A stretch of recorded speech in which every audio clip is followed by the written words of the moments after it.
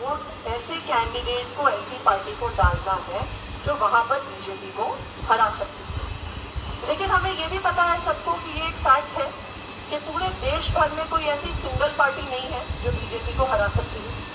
अलग अलग स्टेट्स में अलग अलग पार्टियां हैं जो बीजेपी को हराने का मानता रखती हैं। फॉर एग्जाम्पल यूपी में आज या कल में पोलिंग का एक फेज था, तो अगर आप यूपी में देखिए बीजेपी को सिर्फ एसपी और बीएसपी की कोalition हरा सकती है और कोई नहीं हरा सकता। So if we were UP voters तो हमें क्या करना चाहिए था? हमें अपना वोट जाके एसपी बीएसपी के गठबंधन को देना चाहिए, चाहे उनका जैसा भी कैंडिडेट। हमारे एक जानकार हैं, वहाँ पे उनसे बात हो रही थी, तो कहते हैं जी हमारे इलाके का कैंडिडेट गुंडा है, मैं क्या करूँ?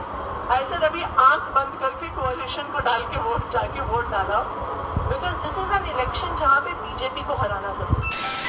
Guys welcome back to the channel. कैसे हैं आप लोग? I hope you all are doing great. आप लोगों को पता है कि इलेक्शन का टाइम चल रहा है। ध्रुव राठी की वीडियो जो है वो काफी ज्यादा वायरल चल रही है, देश भर में हर कोई देख रहा है, बिकॉज उन्होंने टेक्निक यूज करी है। 100 लोगों को शेयर करी है वीडियो को, तो इतना शेयर हुआ है उनका वीडियो की जो लोग मोदी जी को पसंद करते हैं उन्होंने भी उनकी वीडियो देखी है, एंड जो लोग मोदी जी को पसंद नहीं कर रहे हैं एज ए पीएम उन्होंने भी उनकी वीडियोस देखी है। आज की वीडियो में मैं रिएक्शन करने वाली हूँ ओझा सर के एक वीडियो पे, जो कि उन्होंने डिक्टेटरशिप के ऊपर बात करते हुए बनाई है। यूट्यूब के ऊपर ओझा सर जो है वो काफी ज्यादा फेमस है उनके मोटिवेशनल है, उनके ज्ञान से भरे वीडियोस के लिए।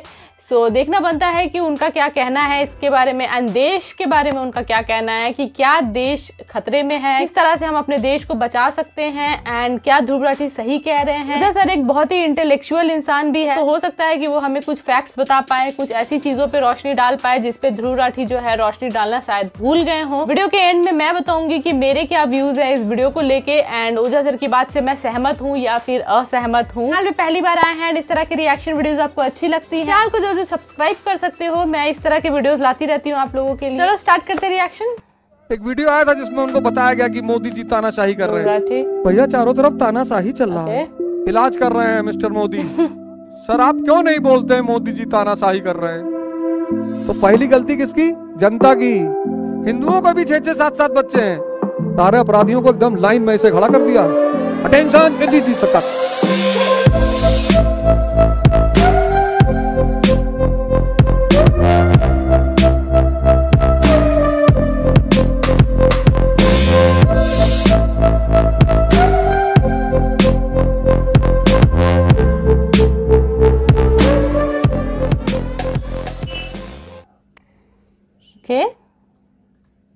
कल एक साहब से मेरी बात हो रही थी, कह रहा था मोदी जी सर आप क्यों नहीं बोलते हैं मोदी जी तानाशाही कर रहे हैं?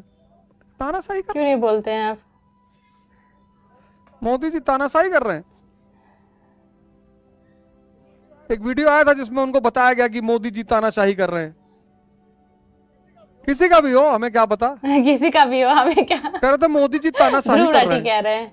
जब इस देश की, अभी इस कमरे में टोटल कितने लोग आ सकते हैं? जबरदस्ती ठूस के 200 लोग, और इस कमरे में अगर तुमने 800 लोग घुसा दिए, मरने की नौबत आएगी कि नहीं आएगी? हैं? जब इस देश की जनता से कहा गया हमारे दो भैया जनसंख्या संभाल के रखना, तब इस देश की जनता मानी नहीं? ना समझ जनता। तो इस नासमझ जनता को समझाने का दायित्व किसका था? राजनीतिक दलों का। हम ये थोड़ी पल्ला झाड़ सकते हैं कि यार मुसलमान नहीं मान रहे थे, सिर्फ मुसलमानों के बच्चे थोड़ी हैं, हिंदुओं को भी 6-6, 7-7 बच्चे हैं। आज देश की जनसंख्या क्या हो गई?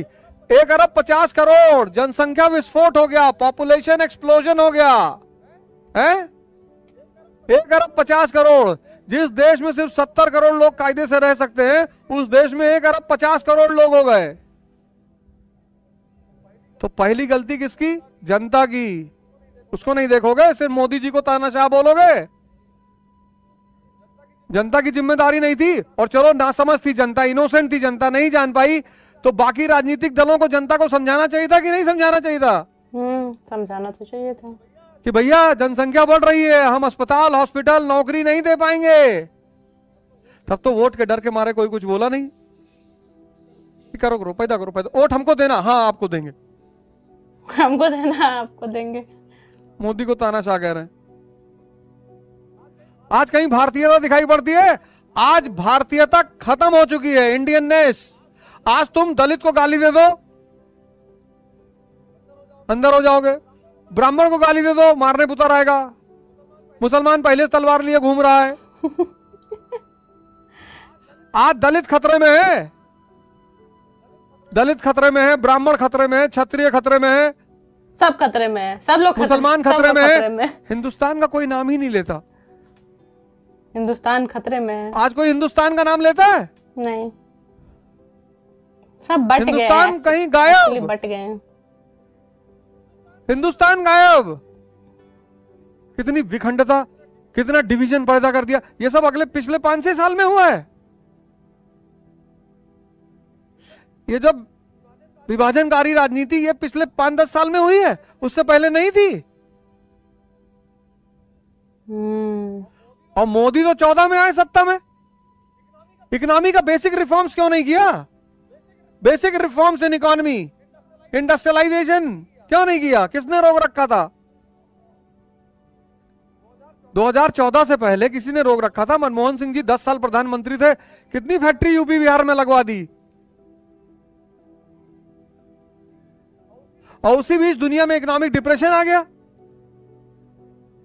पूरी दुनिया डिप्रेशन झेल रही थी, हम भी झेल रहे थे, और मोदी जी के सामने डिप्रेशन के साथ साथ कोरोना भी आ गया। नहीं आया? बताओ, नहीं आया? फिर ये इलीगल इमाइग्रेंट्स, ये बांग्लादेशी, नेपाल बॉर्डर से हथियार और नशा, पाकिस्तानी इन्फिल्ट्रेशन,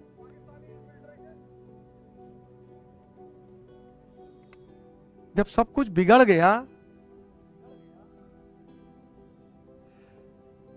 तो वो ऑपरेशन नहीं करेगा, कीमो नहीं देगा।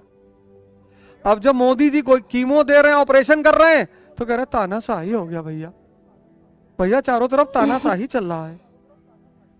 कैसे बोलते थे लोग इस देश में?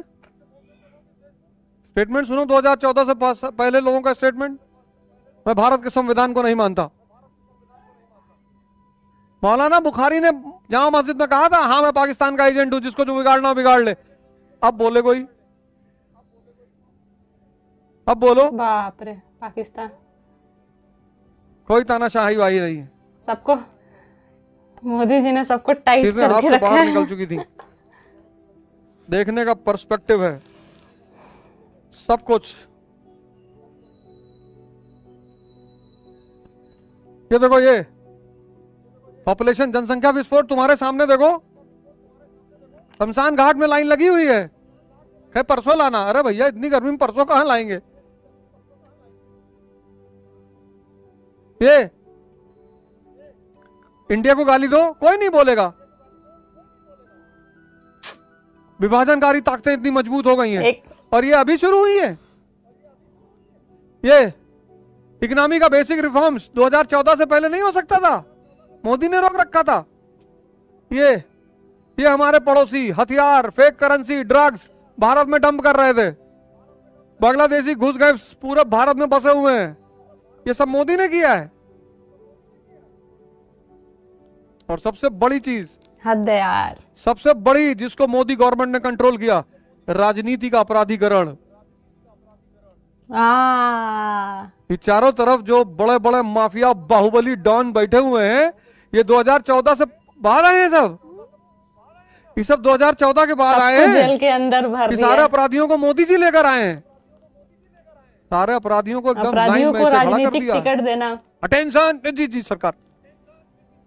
किसी की हिम्मत नहीं पड़ रही है। बाहुबली थे हमारी तरफ, शांत बैठे हुए हैं, हिम्मत नहीं पड़ रही है कि कुछ बोल दे। नहीं तो ये सब बाहुबली मिलकर सरकार को ब्लैकमेल करते थे। अब जब इतना बीमारी भारत को हो गया, तो मोदी ने दिया कीमोथेरेपी, तो बाल तो झड़ेगा, कमजोरी आएगी।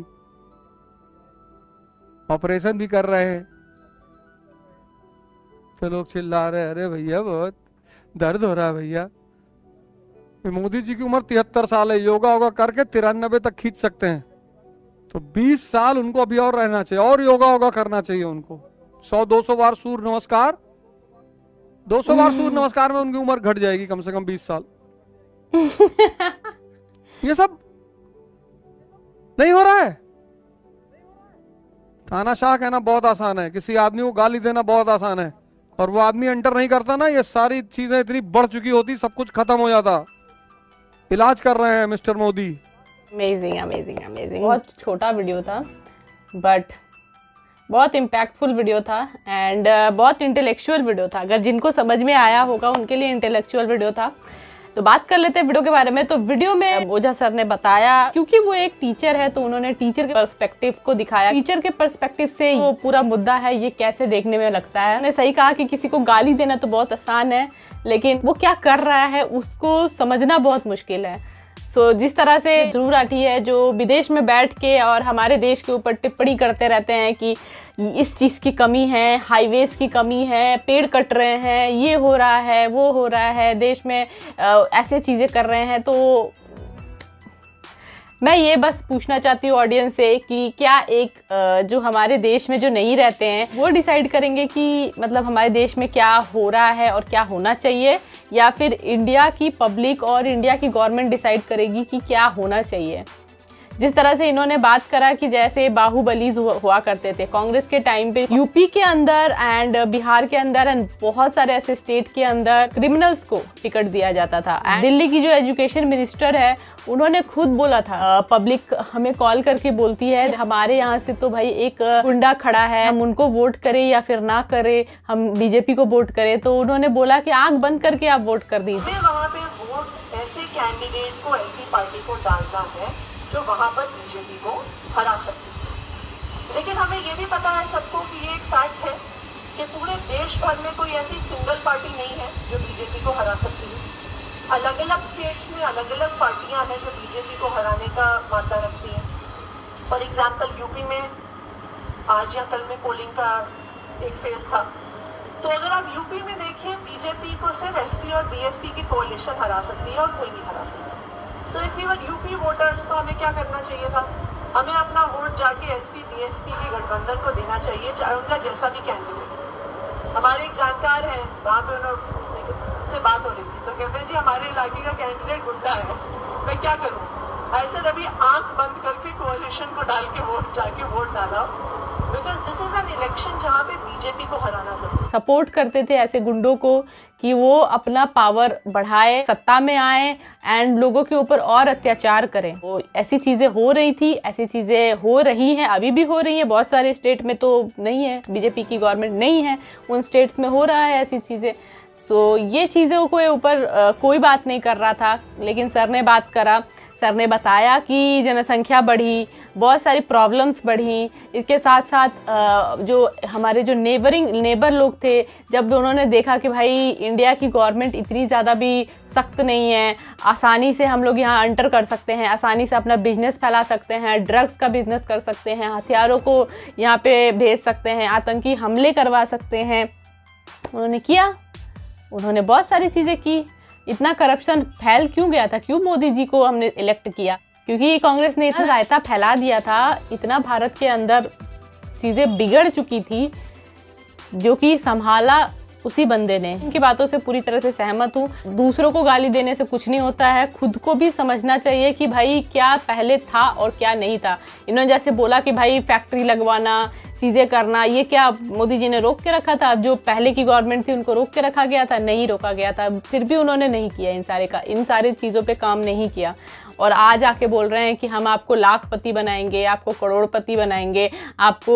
उनके पास कोई रोड मैप भी नहीं, उनके पास कुछ मैप भी नहीं है कि भाई कितना बजट पड़ जाएगा। अगर हम एक एक जन को 1-1 लाख रुपए बांटने लग जाएं तो कितना मतलब क्या हाल होगा गवर्नमेंट का।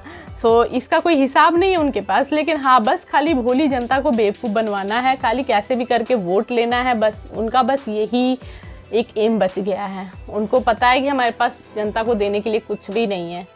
लेकिन तब भी उन्होंने ये सारी चीज़ें बता के भोली भाली जो भी गांव की जनता होगी, जो थोड़ी अनएडुकेटेड होगी, जिनको पता नहीं होगा कि हाँ चीज़ें कैसे वर्क कर रही हैं, जैसे चीज़ें जो मोबाइल्स नहीं चलाते होंगे, उनको ये लोग बरगलाने की कोशिश कर रहे हैं, बस और कुछ नहीं। और ध्रुव राठी तो सोने पे सुहागा है भाई। ध्रुव राठी जी तो हमारे बहुत ही अच्छे दिग्गज हैं, जिन्होंने आके अचानक से इलेक्शन के टाइम पे कूदे हैं। ध्रुव राठी जी जो है एडुकेटेड वीडियोस बनाते थे, एडुकेशन से रिलेटेड वीडियो बनाते थे, बहुत सारी चीज़ों के बारे में इंफॉर्मेटिव वीडियो बनाते थे।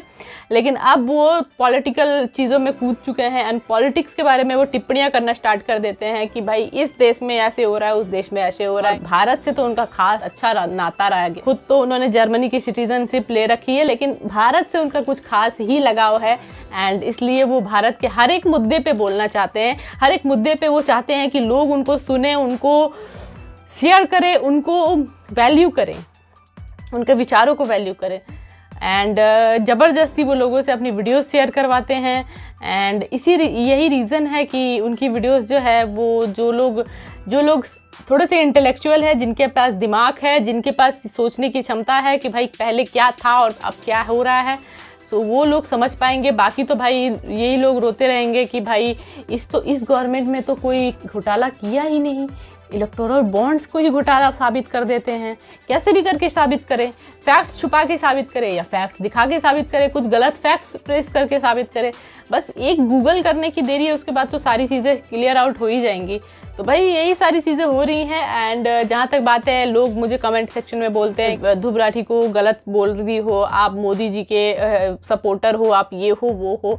तो भाई मैं देश की सपोर्टर हूँ, जैसा कि उन्होंने बोला कि आजकल के इंडियंस को कोई गाली दे दे तो कोई कुछ नहीं बोलना चाहता। ध्रुव राठी का भी अपना एक मोटिव है। ध्रुव राठी ने ऑलरेडी अपना मोटिव आधा तो पूरा कर ही लिया है अपने सब्सक्राइबर गेन करके। उसका यूट्यूब गेम, उसका यूट्यूब बिजनेस तो भाई एक नंबर पे चलने वाला है और उसके वीडियोस की तो मैं तारीफ़ करती हूँ, जिस तरह से उसकी वीडियोस होती हैं, information editing and all that, सब कुछ चीज़ें इतनी ज़्यादा परफेक्ट होती हैं। वो बिज़नेस तो बहुत सही कर रहा है यूट्यूब पे। कुछ लोग बहुत ज़्यादा परेशान हो रहे हैं दैट कि भाई मुसलमानों के बारे में उल्टी सीधी बातें कर रहे हैं मोदी जी। सेंटर के तरफ से जितने भी योजनाएं आएंगी वो सभी लोगों के लिए आएंगी, वो सिर्फ एक लोग के लिए नहीं आएंगी, एक जाति के लिए नहीं आएंगी। या फिर ऐसे नहीं बोला जाएगा कि हाँ ओनली सिर्फ हिंदू इसका फ़ायदा लेंगे, मुस्लिम तो इसका फ़ायदा ही नहीं लेंगे। ऐसा नहीं होता है, कभी भी नहीं होगा ऐसा। और जिस तरह से ध्रुव राठी ने बोला है ना कि तानाशाह करने स्टार्ट कर देंगे, डिक्टेटरशिप आ जाएगा, तो ऐसा कभी नहीं होने वाला है इंडिया में। तो मैंने पहले भी अपने वीडियो में बताया है एंड आज भी मैं यही बात बोल रही हूँ कि हमें ध्रुव राठी की ज़रूरत नहीं है। आप लोग को ये चीज़ जितना अच्छे से, जितना जल्दी समझ जाओगे, उतना आप फ़ायदे में रहोगे। यही मैं बात समझाने की कोशिश करती हूँ अपने हर एक वीडियो में, लेकिन लोग मुझे ही उल्टा गाली देते हैं। तो भाई चलो ठीक है, कोई बात नहीं, मुझे उतना फ़र्क भी नहीं पड़ता है, क्योंकि जो चीज़ सही है वो चीज़ सही है। मैं गलत का साथ नहीं दे सकती ओनली फॉर व्यूज़ एंड, क्योंकि जो लोग साथ दे रहे हैं ध्रुव राठी का, उनको बहुत व्यूज़ आ रहे हैं। उनको उनके चैनल पे जाके देखो यार एक बार, जो लोग ध्रुव राठी को सपोर्ट कर रहे हैं उनको बहुत व्यूज़ आ रहे हैं। तो जिसके पास दिमाग है वो समझ सकता है कि कौन सही कर रहा है, कौन गलत कर रहा है, कौन अच्छा काम कर रहा है, कौन बुरा काम कर रहा है। तो मुझे नहीं लगता है कि गुंडागर्दी अगर ख़त्म होती है तो सिर्फ हिंदुओं को फ़ायदा होगा, इससे मुसलमानों को नहीं होगा फ़ायदा। आई डोंट नो, अगर आप ऐसे सोचते हैं तो बहुत अच्छी बात है, फिर आप मुझे कमेंट में गालियाँ दे सकते हैं।